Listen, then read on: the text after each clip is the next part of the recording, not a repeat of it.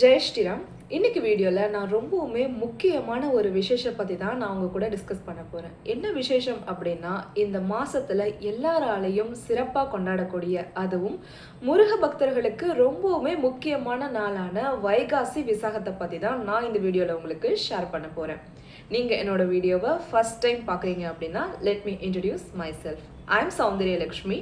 I'm doing spiritual content. நான் பாபாவை பற்றி நிறைய இன்ஃபர்மேஷன்ஸ் ஷேர் பண்ணுவேன். சத்சரத்தில் இருக்கக்கூடிய அற்புதமான பாபாவோட லீலைகள் எல்லாத்தையும் நான் ஷேர் பண்ணுவேன். ஸோ அதெல்லாம் நீங்கள் பார்க்கணும் அப்படின்னா என்னோட சேனலை மறக்காமல் சப்ஸ்கிரைப் பண்ணிக்கோங்க. Now let's get in to the video. முதல்ல வைகாசி விசாகம் அப்படின்னா என்ன அப்படின்னா, வைகாசி விசாகம் அப்படிங்கிறது தமிழ் மாதமாகிய வைகாசி மாசத்துல வரக்கூடிய விசாக நட்சத்திரம் எந்த நாள்ல வருதோ அந்த நாளை தான் நம்ம வைகாசி விசாகம் அப்படின்னு சொல்றோம். வைகாசி விசாகம் கொண்டாடப்படக்கூடிய நாள்ல பௌர்ணமியும் வரும். ஸோ அந்த ஒரு நாளை தான் நம்ம வைகாசி விசாகமா தேர்ந்தெடுத்து நம்ம கொண்டாடுறோம். இந்த வைகாசி விசாகம் யாருக்கு உகந்த நாள் அப்படின்னா, முருகப்பெருமானுக்கு உகந்த நாள். ஏன் இது முருகப்பெருமானுக்கு உகந்த நாள் சொல்றாங்க அப்படின்னா, இந்த ஒரு நாள்ல தான் முருகப்பெருமான் அவதாரம் பண்ணினார். முருகப்பெருமானுடைய அவதார நோக்கம் என்ன? வைகாசி விசாகத்தன்னைக்கு நம்ம என்னென்ன மாதிரியான பூஜை முறைகள் வீட்டிலே நம்ம பண்ணலாம், அண்ட் கோவில்ல எப்படி இந்த விசேஷத்தை கொண்டாடுவாங்க அப்படிங்கிற ஒரு கம்ப்ளீட்டான இன்ஃபர்மேஷனை இந்த வீடியோல நான் உங்களுக்கு ஷேர் பண்றேன். இப்போ நான் முன்னாடியே சொன்ன மாதிரி வைகாசி விசாகம் அப்படிங்கிறது தமிழ் மாதமாகிய வைகாசி நட்சத்திரம் எந்த நாளில் வருதோ அந்த நாளை தான் நம்ம வைகாசி விசாகம்னு சொல்கிறோம். இந்த வருஷம் 2026 வைகாசி விசாகம் என்னைக்கு வருது அப்படின்னா, வர்ற சனிக்கிழமை வருது. மே 30, 2026 தான் நம்மளுக்கு வைகாசி விசாகம் கொண்டாடக்கூடிய நாள். நான் முன்னாடியே சொல்லியிருந்தேன், இந்த ஒரு நாளில் தான் முருகப்பெருமான் அவதாரம் பண்ணினார். இப்போ முருகப்பெருமானுடைய அவதார நோக்கம் என்ன, முருகப்பெருமான் எப்படி அவதாரம் பண்ணினார் அப்படிங்கிறத பற்றி பார்ப்போமா? முன்னாடி ஒரு காலத்துல தாரகாசுரன் அப்படிங்கிற ஒரு கொடூரமான அசுரன் இருந்திருக்கான். அந்த அசுரன் தேவர்களையும் மக்களையும் போட்டு அவ்வளோ துன்புறுத்தியிருக்கான். இதை பார்த்துட்டு இருந்த தேவர்கள் போயிட்டு சிவபெருமான் கிட்ட முறையிட்டு இருக்காங்க. அசுரனால நம்ம எல்லாருக்கும் ரொம்ப ஆபத்தா இருக்கு, மக்கள்களை ரொம்ப துன்புறுத்துறான் அப்படின்னு சொல்லி சிவபெருமான் கிட்ட முறையிட்டாங்க. அப்ப சிவபெருமான் என்ன பண்ணினார் அப்படின்னா, தன்னுடைய நெற்றி கண்ணான 3ஆம் கண்ணிலிருந்து 6 தீப்பொறிகளை வர வச்சாங்க. அந்த 6 தீப்பொறிகளையும் வாயு தேவனும் அக்னி தேவனும் எடுத்துட்டு போயிட்டு சரவண பொய்கையில வச்சாங்க. அந்த 6 தீப்பொறிகள்ல இருந்து 6 குழந்தைகள் வந்தது. அந்த 6 குழந்தைகளை யாரு தூக்கி வளர்த்தாங்க அப்படின்னா, கார்த்திகை பெண்கள் தான் அந்த 6 குழந்தைகளையும் பார்த்துக்கிட்டாங்க. பார்வதி தேவி அந்த 6 குழந்தைகளையும் ஒரு குழந்தையாக முருகப்பெருமானாக உருவாக்கினாங்க. இப்படிதான் முருகப்பெருமானுடைய அவதாரம் நிறைய புராணங்கள்ல சொல்லப்பட்டிருக்கு. நம்மளுடைய முருகப்பெருமான் அருமுகனா தோன்றினது சிவபெருமானுடைய நெற்றி கண்கள்ல இருந்து தோன்றியவர் தான் நம்மளுடைய முருகப்பெருமான். இதுல நம்மளுக்கு தெரியுது, சிவபெருமானும் முருகப்பெருமானும் ஒரே கடவுள் தான் அப்படின்னு சொல்லிட்டு. ஸோ கோவில்னு எடுத்துக்கிட்டோம் அப்படின்னா, முருகருடைய அறுபடை வீடுகள் இருக்கு இல்லையா, பழனி, திருச்செந்தூர், திருத்தணி, பழமுதிர்ச்சோலை, குன்றத்தூர், இந்த கோவில்கள் எல்லாமே ரொம்பவுமே விசேஷமா இருக்கும். மக்கள் எல்லாமே பால் காவடி, பால் குடம் எடுத்துட்டு போவாங்க. ரொம்ப நாள் வேண்டுதல் வச்சிருக்கவங்க எல்லாம் இந்த ஒரு நாள்ல செய்வாங்க.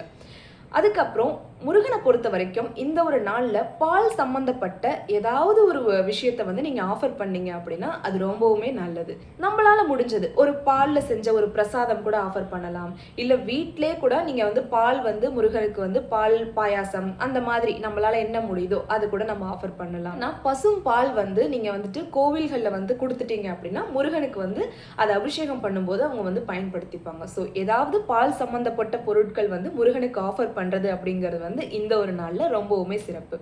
அதே மாதிரி முருகனுக்கு பிடிச்சது சிகப்பு கலர் பூ ரொம்ப பிடிக்கும். செவ்வரளி, செம்பருத்தி பூ, இந்த மாதிரி பூக்கள் முருகருக்கு நம்ம ஆஃபர் பண்ணலாம். இதெல்லாம் தாண்டி கோவில்கள்ல சிறப்பா நடக்கக்கூடிய விஷயம் என்ன அப்படின்னா, அன்னதானம்.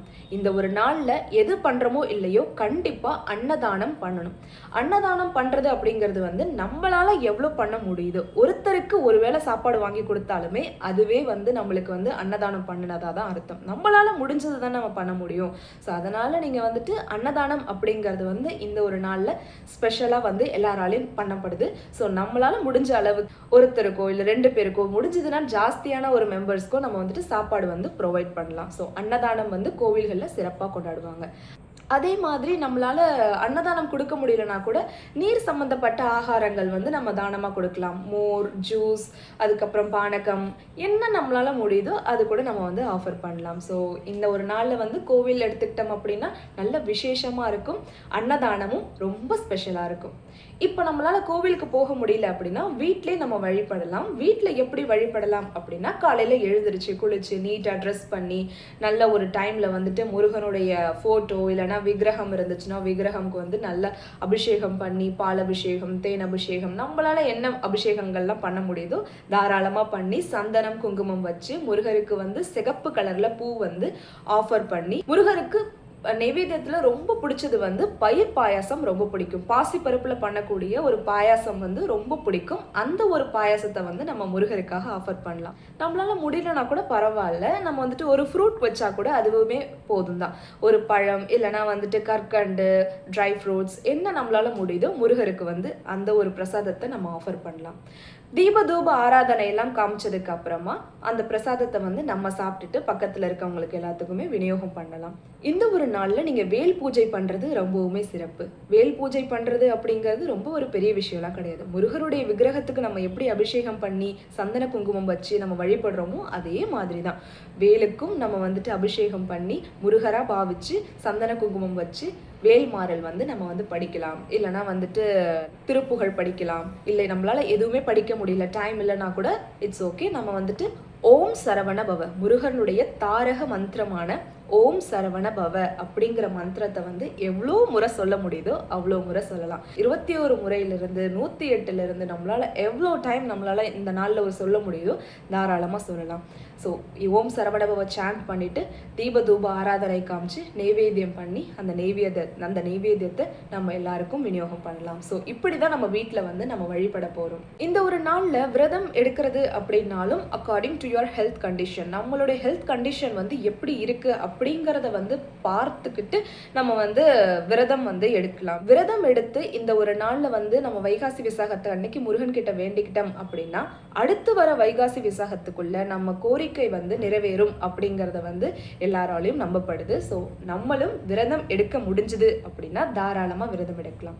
விரதம் எடுக்க முடியலனா கூட பரவாயில்ல, நம்ம அந்த மாதிரி சாத்விக் ஃபுட் இருக்கும் இல்லையா, பூண்டு அப்புறம் வெங்காயம் கலக்காத ஒரு சாப்பாடு, சட்டிலான ஒரு சாப்பாடு இருக்கும் இல்லையா, ஸோ அது கூட நம்ம சாப்பிட்டுட்டு முருகருக்கு வந்து மனசார ப்ரேயர் பண்ணிக்கலாம். ஸோ இந்த ஒரு நாளில் வந்துட்டு ஓம் சரவண பவ அப்படிங்கிற மந்திரமா எப்பெல்லாம் நம்மளுக்கு டைம் இருக்கோ, எப்பெல்லாம் நம்மளால சொல்ல முடியுமோ முருகனுடைய நினைவோடு இந்த ஒரு நாளை வந்து நம்ம கொண்டுட்டு போகணும்.